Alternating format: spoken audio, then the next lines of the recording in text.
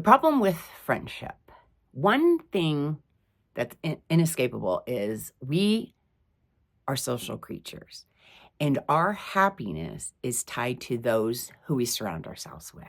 Friendship can make a big difference on our happiness. Friends can be a gift. They can be a saving grace in time of struggle. Old friends, new friends, work friends, friends that become like family to us. I met my best friend, Sonia, before I went to kindergarten. She was a sweet little girl that lived right around the corner from me. And throughout the years, I've received some other really great, amazing friends. Some I would even call my best friend. Now, these friendships didn't happen overnight. Some of them took years to blossom. And I can go days, weeks, months, even years without speaking to some of these friends. And then when we do meet up, whether in person, on FaceTime, on the phone, whatever, it's like no time has passed. Those are the friends I truly cherish. They're my ride or die, my true blue friends. They're the ones that could blackmail me if they really wanted to. But they wouldn't because they love me so much. They are more than likely my best friends forever, and they are good for me. Research shows that great friendships can lead to more happiness, a more fulfilled life, and more self-esteem and confidence. And these great friends even help us live longer, healthier lives. Thanks, friends. Now, I got curious while making this video, so I did some more research. I wanted to know a little bit of a difference between friendships women have and friendships men have.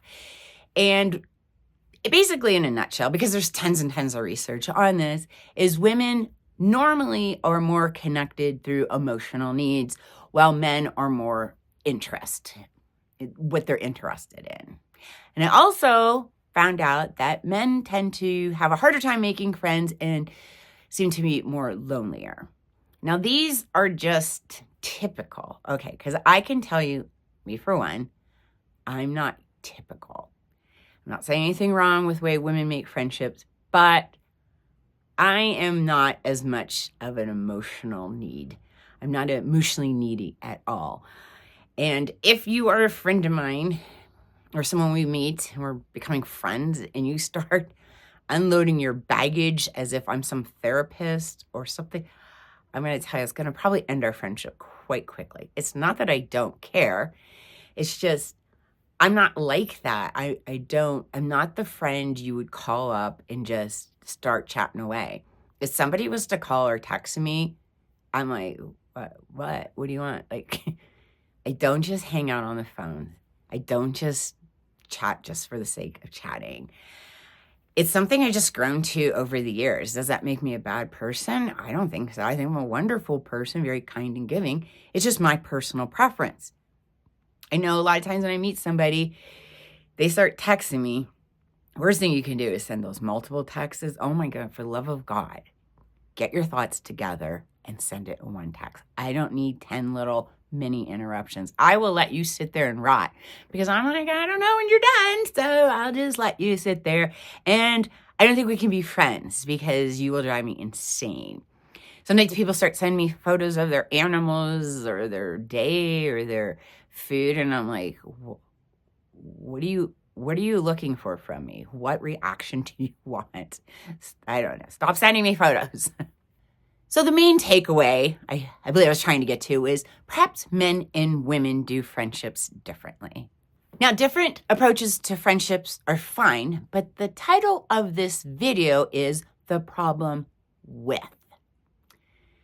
So unfortunately, my friends, that means there is a dark side to friendship, and you may have felt it. You think the schoolyard pressure is over in adulthood? You may be sadly mistaken. Hear me out. Has any of this ever happened to you? Maybe while you're working, if you're still working, or when you used to work, you would be almost peer pressured with your work friends to go out and have a drink. Maybe one too many on a work night, knowing you have to get up or drive home. Or how about activities that you really don't want to do? Have you ever met somebody that has such a huge belief in something? They just assume you naturally have that belief too. And they peer pressure you into spending your time on this activity because you're a people pleaser. You don't want to make them not happy. You want them to like you. Or maybe spend too much money on a trip. Maybe a trip you didn't even want to take. Those are some of the dark-sided things I'm talking about.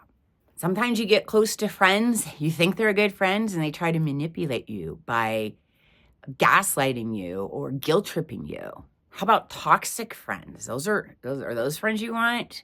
Where they're just so negative, always looking for the worst and trying to bring you down so you can be negative and miserable right along with them. I've witnessed friendships turned into that are very dependent. They're so dependent, codependent on each other.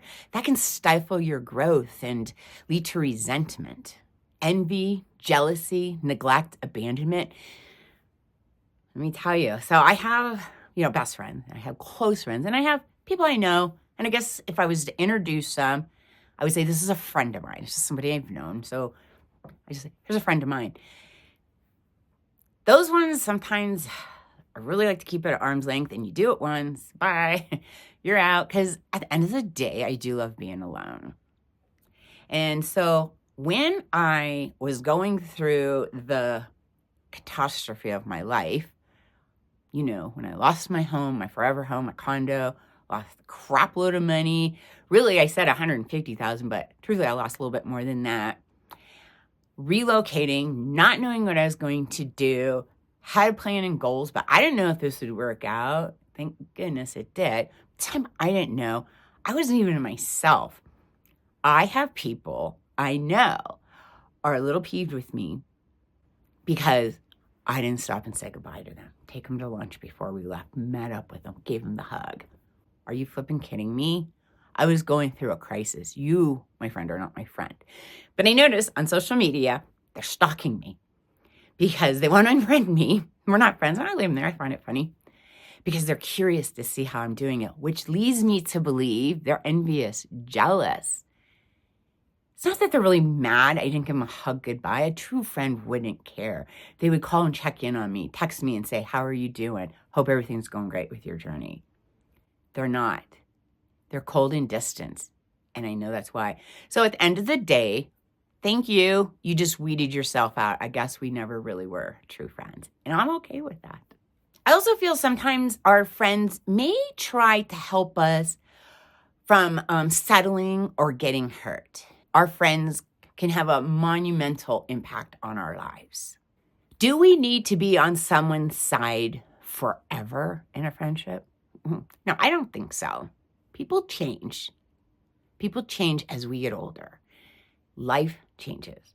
You couldn't have told me even a year ago I would be traveling to the United States. I changed a lot.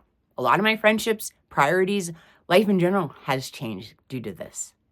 And just because you've known somebody for a lifetime does not mean they get to stay in your life by default. Sometimes friendships run their course and come to an end, and this can be very, very painful. But it can also lead to personal growth in whom you want to surround yourself with. Remember at the beginning of this video how I said it's so important who you surround yourself with? Your happiness is relying on it. Research has shown as we actively age, we tend to prune our friendships. I know as I get older and realize I have less time on this earth, I am even more selective of who I surround myself with because my happiness is that important to me. I also realize making new friends as an adult can be quite challenging. You just really have to put yourself out there and weed through everything. Fortunately for me, I do like being alone. I truly do.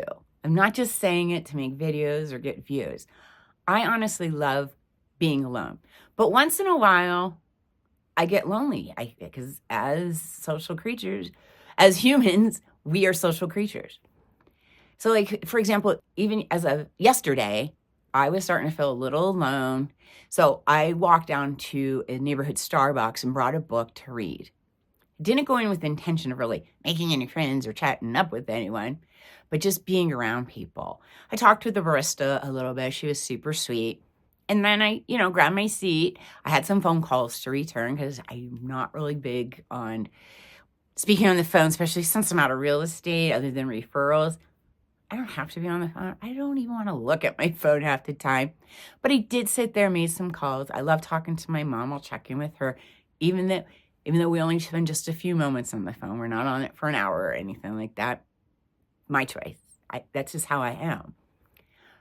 But by doing that, by sitting down at Starbucks, talking to a few friends on the phone, doing a little social media, I felt world better.